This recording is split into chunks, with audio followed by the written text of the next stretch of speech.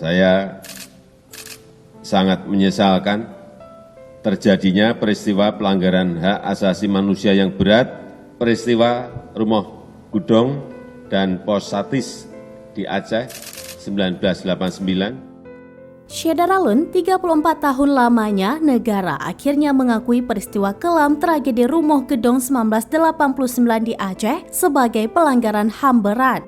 Pengakuan tersebut disampaikan langsung oleh Kepala Negara Joko Widodo pada Rabu 11 Januari 2023. Tragedi Rumah Gedong adalah sebuah tragedi penyiksaan terhadap masyarakat Aceh yang dilakukan oleh aparat TNI selama masa konflik Aceh pada tahun 1989 hingga tahun 1998. Tragedi Rumah Gedong berlokasi di Desa Bili Aron, Kecamatan Gelumpang 3, Kabupaten Pidi.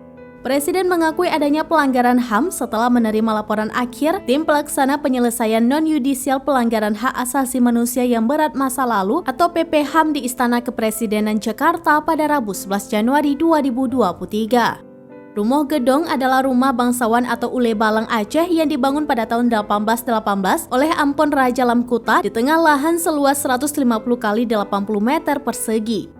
Pada masa penjajahan oleh Belanda, rumah tersebut sering digunakan sebagai tempat pengatur strategi perang yang diprakarsai oleh Raja Lamkuta bersama rekan-rekan perjuangannya.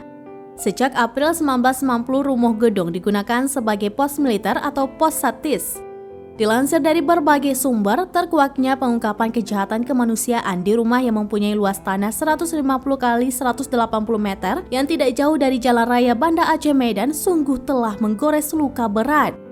Tidak hanya masyarakat di Aceh, bahkan bagi masyarakat di luar Aceh pun, kejahatan kemanusiaan yang dilakukan oleh aparat negara telah melampaui akal sehat mereka.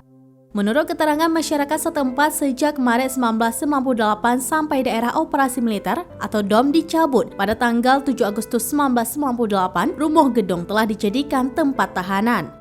Ada sekitar lebih dari 50 orang laki-laki dan perempuan yang dituduh terlibat dalam gerakan pengacau keamanan Aceh Merdeka atau GPKAM.